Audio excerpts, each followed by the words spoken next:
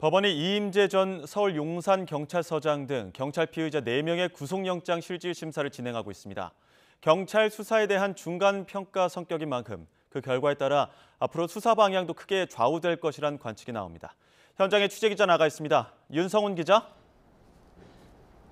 네, 경찰청 특별수사본부에 나와 있습니다. 네, 한 달여 만에 주요 피의자에 대한 신병 확보에 나선 건데 구속 여부는 언제쯤 결정됩니까? 내일이면 오늘 밤 늦게 결정될 것으로 전망됩니다.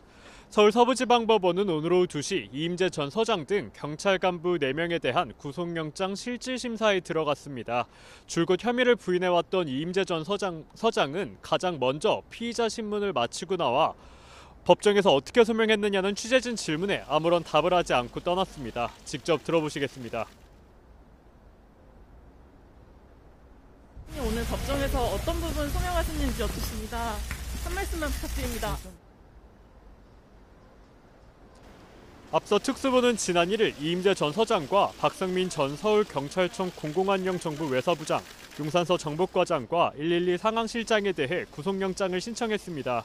이임재 전 서장과 전 용산서 112 상황실장에게는 업무상 책임을 다하지 않아 인명피해 규모를 혐의가 적용됐습니다.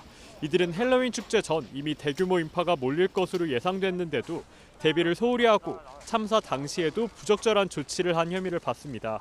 박성민 전 서울청 정보부장과 전 용산서 정보과장은 경찰 압수수색에 대비해 사전에 작성된 헬로윈 관련 정보 보고서를 삭제하라고 부하에게 지시한 혐의를 받습니다. 또 경찰은 이들이 입을 맞추는 등 증거인멸 가능성을 우려하고 있습니다. 결국 이들의 혐의와 증거인멸 우려를 법원이 얼마나 받아들일지에 따라 영장 발부 여부가 판가름 날 것으로 보이는데요. 주요 피의자에 대한 신병 확보에 성공할 경우 윗선 등을 향한 특수본 수사도 힘을 받게 될 전망입니다. 때문에 오늘 결정되는 주요 피의자의 구속 여부가 지금까지 특수본 수사의 중간 평가 역할을 하면서 앞으로 수사 방향도 가를 것으로 보입니다. 이런 가운데 경찰이 수사 대상을 넓히고 있다고요? 네, 특수부는 오늘 행정안전부와 서울시, 소방청, 용산소방서 직원을 참고인 자격으로 불러 조사하고 있습니다. 행정안전부와 서울시 등 이른바 윗선 수사를 향한 본격적으로 나선 것으로 풀이됩니다. 이와 함께 경찰 등 3명을 추가로 입건하면서 입건자는 모두 21명으로 늘어났습니다. 용산경찰서 112 상황팀장과 서울교통공사 동묘 영업사업소장, 용산보건소장이 새로 입건됐습니다. 112 상황팀장은 참사 당일 112 신고 처리와 사고 후 구호 조치를 제대로 하지 않은 혐의를, 동묘 영업사업소장은 참사 당일 저녁 이태원역 무정차 통과를 검토하라는 상관의 지시를 이행하지 않은 혐의를 받습니다. 또 용산보건소장은 본인이 참사 현장에 도착한 시각을 내부 문건에 허위로 기재한 혐의입니다.